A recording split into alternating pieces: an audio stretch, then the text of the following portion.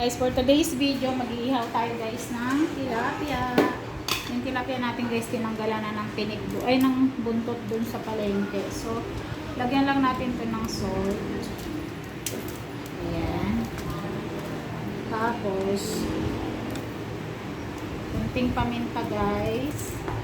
Tapos, ilagay natin ito guys, Ayan, ilagay natin tong luya, sibuyas at kamatis guys, dyan sa loob.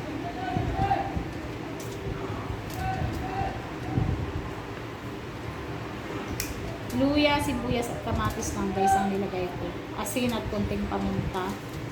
Ayan. Para may palaman lang siya sa loob guys. Ayan.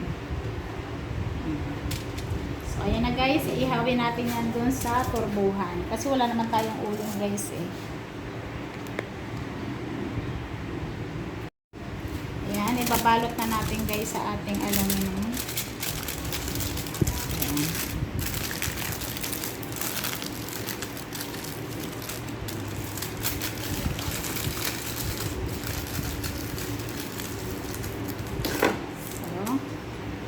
Ayan guys, ang ating tilapia. Mamaya papakita natin yung